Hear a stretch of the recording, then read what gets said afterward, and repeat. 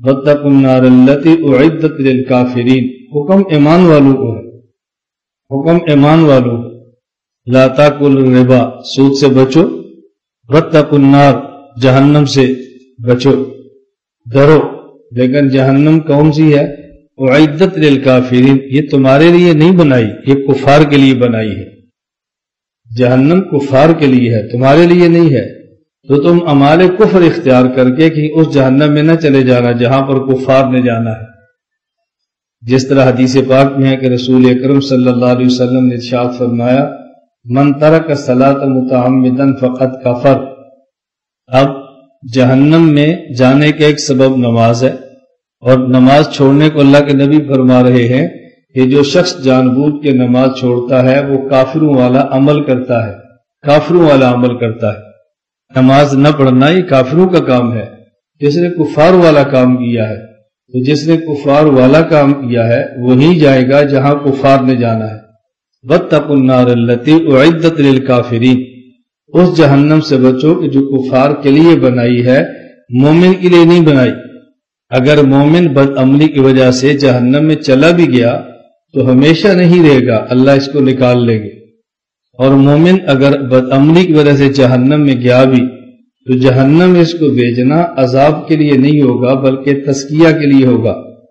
عذاب کا معنی ہوتا ہے الام الحی علی سبیل الہوان، زندہ آدمی کو دکھ دینا ذلیل کرنے کے لیے، اور مومن کو ذلیل نہ کرنے کا اللہ نے قرآن میں وعدہ فرمایا ہے۔ یوم لا یخزی اللہ النبی والذین آمنوا معہ، اللہ نبی اور اس پر ایمان لانے والوں کو رسوا اور ذلیل نہیں کرے گے۔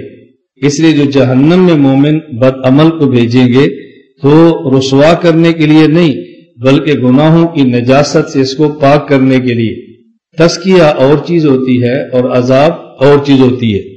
اپنے مخالف کو آپ مارتے ہیں ذلیل کرنے کے لیے، اور اپنا جس سے محبت ہو، شاگرد اور اولاد ہو، اس کو مارتے ہیں تنبیہ کرنے کے لیے اور سیدھے رخ پہ لانے کے لیے۔ مار دونوں کو ایک پڑی ہے، لیکن ایک کا مقصد ذلیل کرنا ہے اور ایک کا مقصد اس کو تنبیہ کرنا ہے، دونوں میں فرق ہے۔ تو کافر کو جہنم کا عذاب ملے گا ذلیل کرنے کے لیے، ایمان والوں بد عمل اور فاسق کو اگر ملا تو یہ ملے گا اس کو تزکیہ کے لیے۔ جہنم کی آگ گناہوں کی نجاست کو پاک کرنے کے لیے، اور مومن کی جہنم میں بھیجنے کی اور وجہ نہیں ہے۔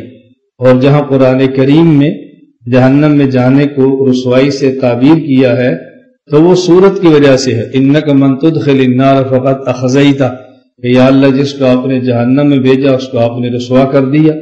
تو جب مومن جہنم میں جائے گا رسوا تو ہوگا، تو آپ کیسے کہتے ہیں کہ رسوائی نہیں ہوگی؟ تو یہ رسوا نہیں ہوگا، رسوائی والی شکل ہے، اس لیے اس کو رسوا کہتے ہیں، اس کو رسوا کہتے ہیں۔ جس طرح استاد کلاس میں کسی شاگرد کو کھڑا کرے تو مقصود اس کو ذلیل کرنا نہیں ہے، مقصود تنبیہ کرنا ہے، لیکن وہ سمجھتا ہے کہ مجھے استاد نے ذلیل کیا ہے، اور دوسرے طلباء سے کہتے ہیں آج خوش ہے، آج ٹھکائی ہوئی نا، کیسا بے عزت کیا تجھے۔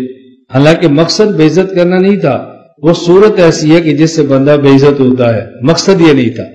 اسی طرح کفار کو تو بھیجیں گے رسوا کرنے کے لیے، مومن کا مقصود رسوا کرنا نہیں ہے، لیکن صورت میں جو کہ عذاب دونوں کو ہو رہا ہوگا۔ اسی وجہ سے حدیث پاک میں ہے کہ جب کافر مومن کو تانا دے گا تم پیغمبر کا کلمہ پڑھ بھی کے بھی ہمارے ساتھ ہو، ہم میں تم میں کیا فرق ہوا؟ اللہ رب العزت کی جو غیرت ہے اس کو جوش آئے گا۔ اللہ فرمائیں گے کہ ہر وہ شخص جس کے دل میں رتی برابر ایمان ہے اس کو جہنم سے نکال دو۔ اب تانا ملنے کی دیر ہے کہ مومن جنت میں چلا جائے گا۔